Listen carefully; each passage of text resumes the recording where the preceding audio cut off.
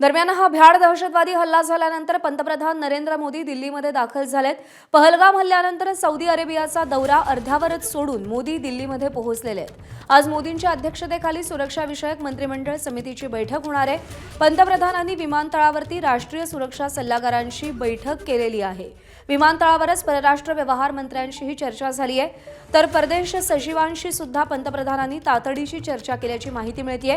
एअरपोर्टवरतीच पंतप्रधान नरेंद्र मोदी यांनी बैठका घ्यायला सुरुवात केलेली आहे। दिल्लीमध्ये येताच पंतप्रधान नरेंद्र मोदी ॲक्शन मोडवर आलेले आहेत।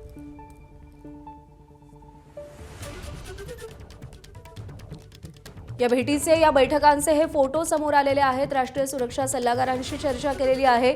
त्यासोबतच सुरक्षा विषयक मंत्रिमंडळ समितीची आज बैठक होणार आहे। विमानतळावरच परराष्ट्र व्यवहार मंत्र्यांशी देखील चर्चा झाली आहे। तर परदेश सचिवांशी सुद्धा पंतप्रधान नरेंद्र मोदी यांनी तातडीची चर्चा केलेली आहे। राष्ट्रीय सुरक्षा सल्लागार अजित डोवाल यांच्यासह इतर जे काही अधिकारी आहेत त्यांच्याशी पंतप्रधान नरेंद्र मोदी यांनी चर्चा केलेली आहे। सोमेश कोलगे आपल्याला अधिक अपडेट देतील। सोमेश, आपण पाहतोय दिल्लीत उतरता क्षणी पंतप्रधान नरेंद्र मोदी ॲक्शन मोडवर आलेत। कोणाकोणाशी चर्चा झाली आहे आणि काय अपडेट्स आहेत?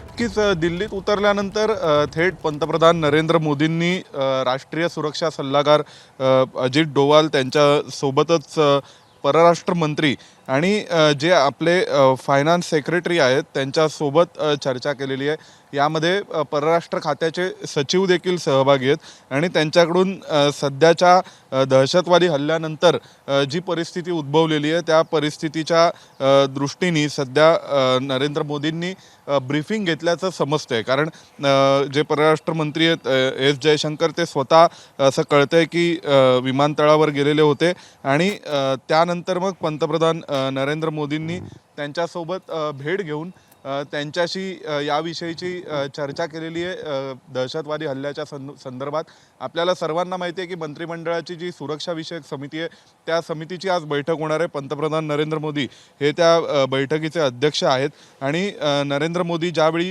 विमानतळावर उतरले त्याचवेळी त्यांच्यासोबत राष्ट्रीय सुरक्षा सल्लागार जे आता अजित डोवाल आहेत ते अजित डोवाल सध्या दिसत आहेत आणि त्यासोबतच फॉरेन सेक्रेटरी दिसत आहेत आणि काही IBचे अधिकारीसुद्धा स्वतः पंतप्रधान नरेंद्र मोदींना रिसीव्ह करण्यासाठी म्हणून विमानतळावर गेलेले होते।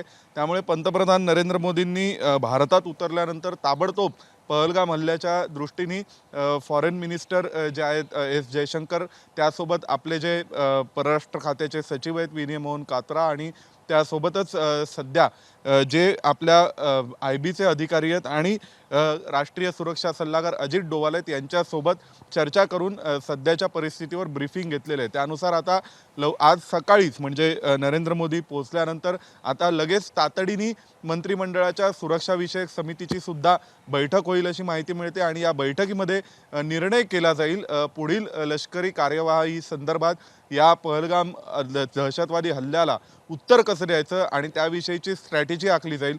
या सगळ्यामध्ये आपल्या देशाच्या अर्थव्यवस्थेची काळजी घेणं देखील महत्त्वाचा भाग असणार आहे आणि त्यामुळे अर्थ खात्याचे सचिव देखील या ब्रीफिंगला उपस्थित होते आणि अर्थमंत्री स्वतः या समितीच्या सदस्य आहेत। त्यामुळे त्या देखील भारतात अमेरिकेचा दौरा आटपून तातडीने निघाल्यात येण्यासाठी।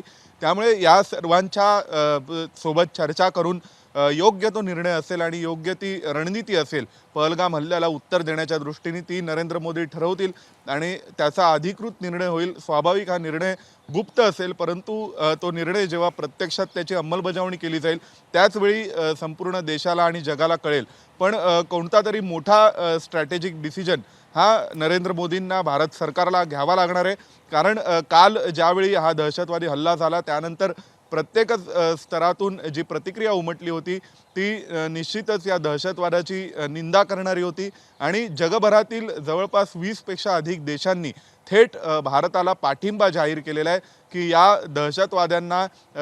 दहशतवाद्यांना bring them to the justice असं म्हणून प्रत्येकाला या हल्ल्यामागील जे सूत्रधार आहेत त्या सगळ्यांना धडा शिकवण्याच्या बाबतीत भारताच्या पाठीशी अमेरिकेपासून रशिया, युरोपियन युनियन असेल, फ्रान्स असेल, इटली असेल, असे जगभरातील बलाढ्य देश, इस्रायल असेल, त्यासोबतच सौदी अरेबिया आहे, युनायटेड अरब अमिराती आहे, या अशा अनेक देशांनी थेट पाठिंबा हा भारत सरकारला दर्शवलेला आहे या दहशतवादाचा सामना करण्याच्या दृष्टीने. त्यामुळे अशी पार्श्वभूमी असताना आणि अशा प्रकारे आंतरराष्ट्रीय साथ किंवा आंतरराष्ट्रीय सहयोग मिळेल, मैत्रीची हाक मिळेल आणि पाठिंबा मिळेल अशी रणनीती आखल्यानंतर आता इंटरनल परिस्थितीकडे पाहून देशांतर्गत परिस्थितीचा आढावा घेऊन आता भारत सरकारला पुढची रणनीती आखायची आणि निर्णय करायचा आहे. तर त्या दृष्टीने आता नरेंद्र मोदींनी उतरल्याबरोबर त्यांना रिसीव्ह करण्यासाठी म्हणून राष्ट्रीय सुरक्षा सल्लागार अजित डोवाल गेलेले होते आणि तिथून ते ब्रीफिंग घेतच थेट नरेंद्र मोदी त्यांच्या निवासस्थानी पोहोचत आहेत. 7 लोककल्याण मार्ग येथे अगदी थोड्या वेळात नरेंद्र मोदी 7 लोककल्याण मार्गात पोहोचतील. त्यांचा ताफा हा विमानतळावरून निघालेला आहे आणि आजच सकाळी मंत्रिमंडळाच्या सुरक्षाविषयक समितीची बैठक होईल, ज्याला राजनाथ सिंग देखील हजर असतील आणि या बैठकीमध्ये पुढच्या रणनीतीच्या दृष्टीने निर्णय घेतले जातील. कुठल्याही निर्णयाला कॅबिनेटची मंजुरी आपण म्हणतो, त्यानुसार जेव्हा सुरक्षाविषयक निर्णय असतात तेव्हा त्याला कॅबिनेट कमिटी ऑन सिक्युरिटी जी असते त्या मंत्रिमंडळाच्या सुरक्षाविषयक समितीची मंजुरी आवश्यक असते आणि ती औपचारिक बाब म्हणून त्याबाबतची निर्णय आणि त्याविषयीची मंजुरी ही आज करून घेतली जाईल आणि त्यानंतर प्रत्यक्षात याविषयी ची अंमलबजावणी केली जाईल. तिथे केंद्रीय गृहमंत्री अमित शाह हे श्रीनगरमध्ये आहेत. काल रात्री त्यांनी श्रीनगरमध्येच मुक्काम केला आणि आज ते ज्या मृत्युमुखी पडलेल्यांना श्रद्धांजली वाहण्यासाठी तसंच जे जखमी इस्पितळामध्ये सोमेश, या सगळ्या संदर्भातले अपडेट जाणून घ्यायचे आहेत, पण सध्या पहलगाममध्ये नेमकी काय परिस्थिती आहे आपले प्रतिनिधी आसिफ कुरेशी तिथून आढावा घेत आहेत. थेट जाऊया. यहाँ पे जो पर्यटक अभी भी हैं पहलगाम में, उनमें काफी ज्यादा डर है इस वजह से क्योंकि कल के हमले के बाद यहाँ पे एकदम से खामोशी है. हम इस समय पहलगाम के मार्केट में है, सुबह के समय है. आमतौर पर यहाँ पे सारी दुकानें इस समय तक खुल जाती थी, खासतौर पर वो होटल जो नाश्ते और चाय का सामान बेचते हैं, और सुबह सुबह यहाँ पे बड़ी संख्या में जो पर्यटक होते थे, ड्राइवर होते थे या उनके साथ आए हुए सहायक होते थे, वो इस बाजार में होते थे. लेकिन आज यहाँ पे एकदम से खामोशी है और जो आवाज सुनाई दे रही है वो उस हेलीकॉप्टर की है जो इस समय पहलगाम की घाटी में गश्त कर रहा है. कैमरामैन अरशद सैन के साथ आसिफ कुरैशी, एबीपी न्यूज, पहलगाम. त्यामुळे या हल्ल्यानंतर पहलगाममध्ये अत्यंत शांतता आहे, तणावपूर्ण शांतता आहे. सुरक्षा व्यवस्था वाढवण्यात आलेली आहे, पण अर्थात रस्त्यांवरती पूर्णतः शुकशुकाट आहे. ठिकठिकाणी नाकेबंदी आणि कडेकोट बंदोबस्त आपल्याला पाहायला मिळतोय.